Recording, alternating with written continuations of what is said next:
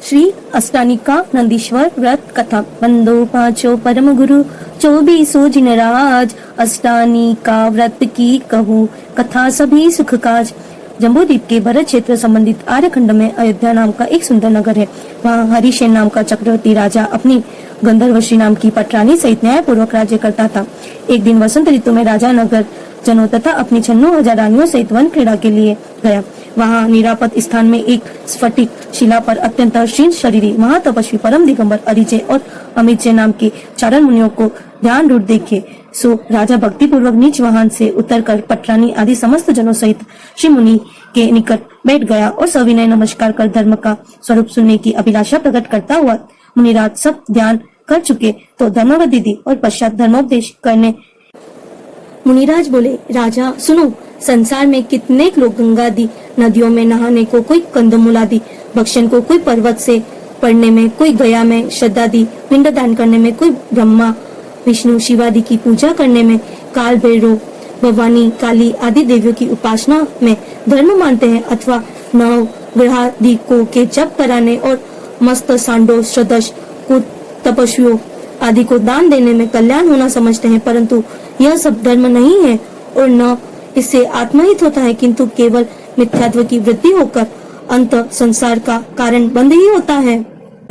इसीलिए परम पवित्र अहिंसा दयामय धर्म को धारण कर जो समस्त जीवों को सुखदायी और निर्ग्रंथ मुनि जो संसार के विषय भोगों से विरक्त ज्ञान ध्यान तप में लवलीन है, किसी प्रकार का परिग्रह आडंबर नहीं रखते हैं और सबको हितकारी उपदेश देते हैं, को गुरु मानकर उनकी सेवा वयाव्रत कर जन्म मरण रोग शोक भय परिग्रह श्रुता तृष्णा उपसर्ग आदि संपूर्ण दोषों से रहित वितराग देव का आराधन कर जीवादि तत्वों का यथार्थ श्रद्धान करके निजात्म तत्वों को पहचान, यही सम्यक दर्शन है। ऐसे सम्यक दर्शन तथा ज्ञान पूर्वक सम्यक चारित्र को धारण कर यही मोक्ष कल्याण का मार्ग है।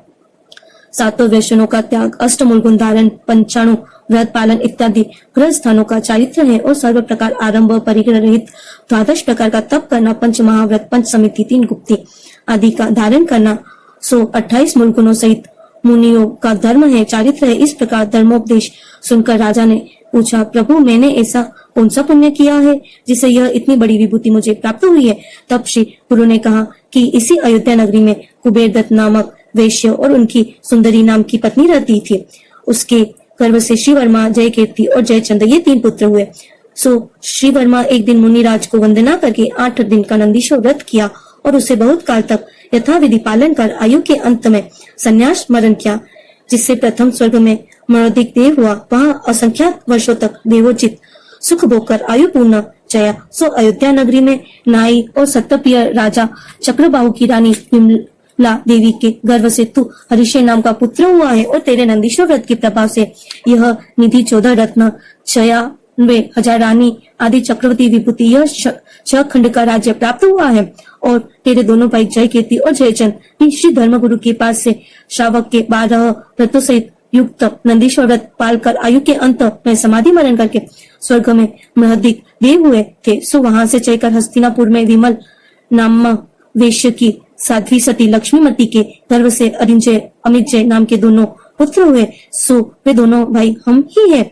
हमको पिताजी ने जैन उपाध्याय के पास चारों अनुयोग आदि संपूर्ण शास्त्र पढ़ाए और अध्ययन कर चुकने के अंतर कुमार काल बीतने पर हम लोगों के ब्याह की तैयारी करने लगे, परंतु हम लोगों ने ब्याह को बंधन समझकर स्वीकार नहीं किया और बाह्य आरंभ परिग्रह त्याग करके गुरु के निकट दीक्षा ग्रहण की। सो तप के प्रभाव से यह चारण रीति प्राप्त हुई है। यह सुनकर राजा बोला, हे प्रभु मुझे कोई व्रत का उपदेश करो। तब श्री गुरु ने कहा, तुम नंदीश्वर व्रत पालो और श्री सिद्ध चक्र पूजा करो। इस व्रत की विधि इस प्रकार है, सुनो। यह जम्बूद्वीप के आसपास लवन समुद्रादि असंख्यात समुद्र और गाती खंडादि असंख्यात द्वीप पर एक दूसरे को चूड़ी के आकार घेरे हुए धुने विस्तार को लिए हैं।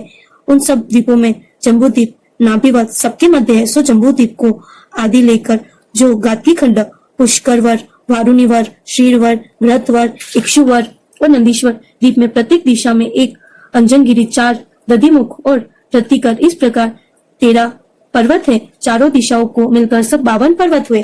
इन पर्वतों पर अनादि निधन शाश्वत अकृत्रिम जिन भवन है और प्रत्येक मंदिर में 108 जिन बिंब अतिशय युक्त विराजमान है।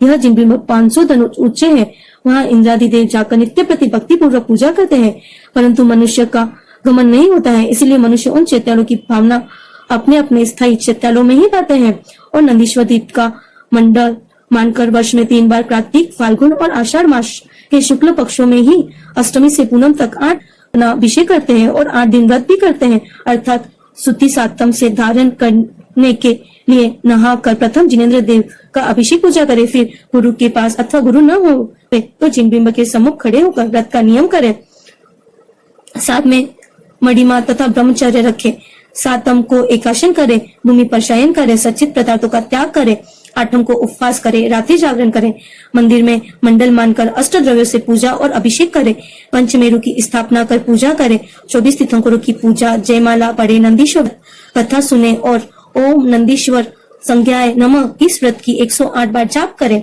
आठम के उपवास से 10 लाख उपवासों का फल मिलता है। नवम को सब क्रिया आठम के समान ही करना और केवल ओम ह्रीम अष्ट महा विभूति संज्ञाय नमः इस मंत्र की 108 जाप करे और दोपहर पश्चात पारणा करे।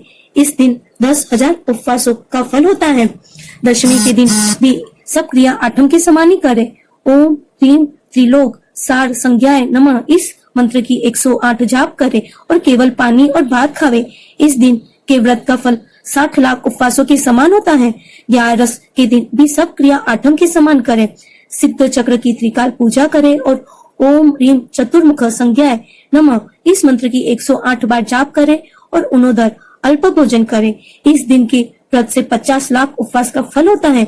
12 को भी सब क्रिया 11 के समान करे और ओम ह्रीम पंच महालक्षण संज्ञाय नमः इस मंत्र की 108 जाप करे तथा एकाशन करे। इस दिन के व्रत से 84 लाख उपवासों का फल होता है। 13 के दिन भी सर्व क्रिया 12 के समान करे। केवल ओम ह्रीम स्वर्ग सोपान संज्ञाय नमः इस मंत्र की 108 जाप करे और इमली और भात का भोजन करे। इस दिन के व्रत से 40 लाख उपवास का फल मिलता है।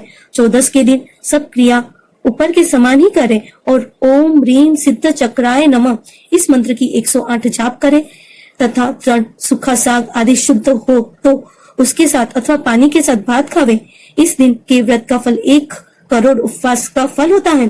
पूनम के दिन सब क्रिया ऊपर के समान करे। केवल ओम ह्रीम इंद्र ध्वज संज्ञाय नमः इस मंत्र की 108 जाप करे तथा 5 प्रकार के आहार त्याग करे, अनशन व्रत करे। इस दिन के व्रत का 3 करोड़ 5 लाख उपवास का फल होता है। पश्चात परिमा के दिन पूजादि क्रिया से अनंतर घर आकर चारों प्रकार संघों को 4 प्रकार का दान करके आप पारणा करे। जो कोई इस व्रत को 3 वर्ष तक करता है उसे स्वर्ग सुख मिलता है। पीछे कितने भाव में नियम से मोक्ष पद पाता है और जो 5 वर्ष तक करता है वह उत्तमोत्तम सुख भोग कर 7वें भाव मोक्ष जाता है तथा जो 7 वर्ष एवं 8 वर्ष तक व्रत करता है वह द्रव्य क्षेत्र काल और भाव की योग्यता पूर्वक उसी भाव से मोक्ष जाता है। यह व्रत को अनंत वीर्य और अपराजित ने किया सो वे दोनों चक्रवर्ती हुए और विजय कुमार इस व्रत के प्रभाव से चक्रवर्ती का सेनापति हुआ। जरा सिंधु ने पूर्व जन्म में यह व्रत किया जिससे वह प्रतिनारायण हुआ। जय कुमार सुलोचना ने यह व्रत किया जिसे वह अवधि ज्ञानी होकर ऋषभनाथ भगवान बहत्तर व गंधर्व हुआ और इसी भाव से मोक्ष गए। सुलोचना भी आरिका के व्रत धारण कर स्त्रीलिंग छेद कर स्वर्ग में महद्रिक देव हुई। श्रीपाल भी इससे कोड़ गया और उसी भाव मोक्ष भी हुआ। अधिक कहाँ तक कहा जाए, इस व्रत की महिमा कोटि जीव से भी नहीं की जा सकती। इस प्रकार 3, 5 व 7 एवं 8 वर्ष इस व्रत को करके उद्यापन करे। आवश्यकता हो तो नवीन जिनालय बनावे एवं संघों को तथा विद्यार्थी जनों की मिष्ठान भोजन करावे। 24 तीर्थंकरों की प्रतिमा पधरावे, शांति हवन आदि शुभ कार्य करे, प्रतिष्ठा करावे, पाठशाला बनावे, ग्रंथों का जीर्णोद्धार करे और प्रत्येक प्रकार के उपकरण 8-8 मंदिर में भेंट करे। इस प्रकार उत्सव से उद्यापन करे। आदि उद्यापन की शक्ति न होवे तो व्रत दुना कर इत्यादि। इस प्रकार राजा हरिशेन ने व्रत की विधि और फल सुनकर मुनि को नमस्कार किया और घर जाकर कितने वर्षों तक तथा विधि पूर्वक यह व्रत पालन करके पश्चात संसार भोगों से विरक्त होकर जिन दीक्षा ले ली सो तप के प्रभाव व शुक्ल ध्यान के बल से चारों घातिया कर्मों का नाश करके केवल ज्ञान प्राप्त किया और अनेक देशों में विहार कर भव्य जीवों को संसार में पार होने वाले सच्चे जिन मार्ग में लगाया पश्चात आयु के अंत में शेष कर्मों को नाश कर सिद्ध पद पाया। इस प्रकार यह अन्य भव्य जीव भी इस प्रकार पालन करेंगे तो वो उत्तमोत्तम सुखों को अपने अपने भवों के अनुसार पाकर उत्तम गतियों को प्राप्त होंगे। तात्पर्य व्रत का फल तभी होता है जबकि मिथ्यात्व तथा क्रोध, मान, माया, लोभ आदि कषाय तथा मोह को मंद किया जाए। इसलिए इस बात पर विशेष ध्यान देना चाहिए। नंदीश्वर व्रत फल लियो श्री हरिशेन नरेश, कर्मनाश शिवपुर गयो बंदो चरण हमेश। जय जिनेन्द्र।